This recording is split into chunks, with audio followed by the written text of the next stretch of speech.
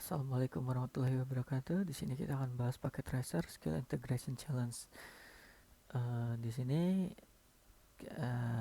perusahaan XYZ menggunakan kombinasi dari eBGP, PPP, dan GRE untuk connection one mereka.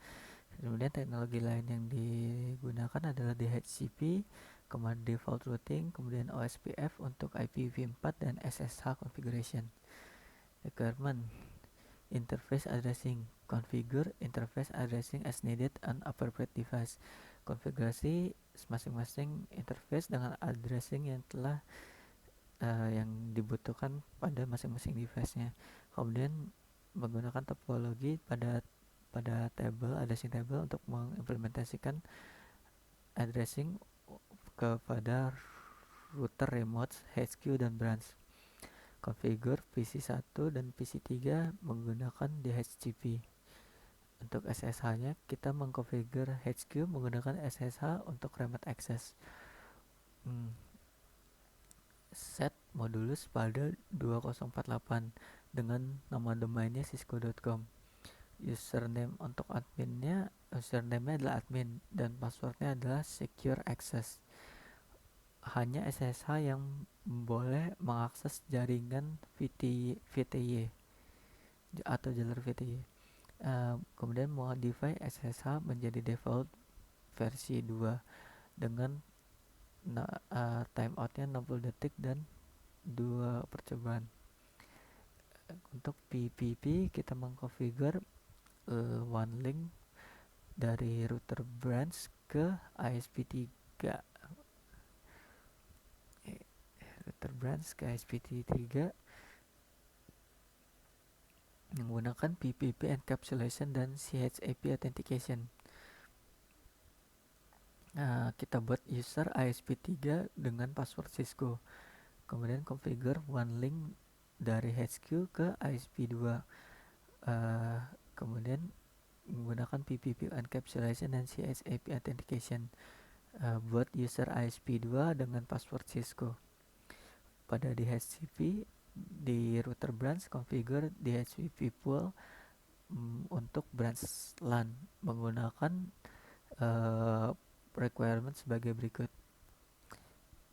Kecuali 5 IP address pertama di dalam range, gunakan case sensitive untuk penamaan dalam LAN, bentuk penamaan LAN. Include DNS server attached to HQ LAN as part of the DHCP configuration. Masukkan DNS server untuk HQ LAN as part of the DHCP. Include the DNS server attached to the HQ LAN as part of the DHCP configuration. Kemudian kita configure PC1 untuk menggunakan DHCP. Pada HQ configure DHCP pool menggunakan untuk HQ LAN menggunakan requirement sebagai berikut. Kecuali 10 IP address pertama dalam range, gunakan case sensitive untuk full name LAN-nya. Include DNS server attached to the HQ LAN sebagai bagian dalam DHCP configuration. Configure PC3 menggunakan DHCP. Ini. Kemudian default routing, configure router remote menggunakan default route pada ESP1 router. Gunakan IP next hop sebagai argumennya. BGRP routing, configure branch with eBGRP routing. Configure router branch untuk pair dengan ESP3. Kemudian tambahkan internal network branch ke BGP. Kemudian configure HQ dengan eBGP routing. Configure HQ untuk bisa pair dengan ISP2. Kemudian tambahkan internal network HQ ke BGP-nya. Selanjutnya GRE tunneling, configure remote dengan tunnel interface untuk mengirimkan IP traffic melalui GRE ke HQ. Configure tunnel 10 dengan informasi address yang sesuai. Kemudian configure tunnel source-nya dengan local exit interface. Configure tunnel destination dengan endpoint address yang sesuai. Configure HQ dengan tunnel interface untuk mengirim IP traffic melalui JRI ke remote. Configure tunnel stand with appropriate addressing information. Configure tunnel spool dengan informasi addressing yang sesuai. Kemudian kita mengkonfigure tunnel source-nya dengan local exit interface. Selanjutnya, configure tunnel destination dengan endpoint IP address yang sesuai.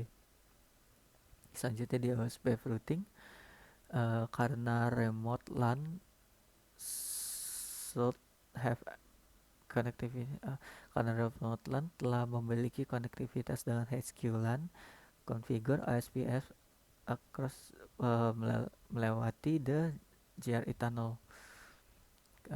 Configure OSP process 100 pada remote router.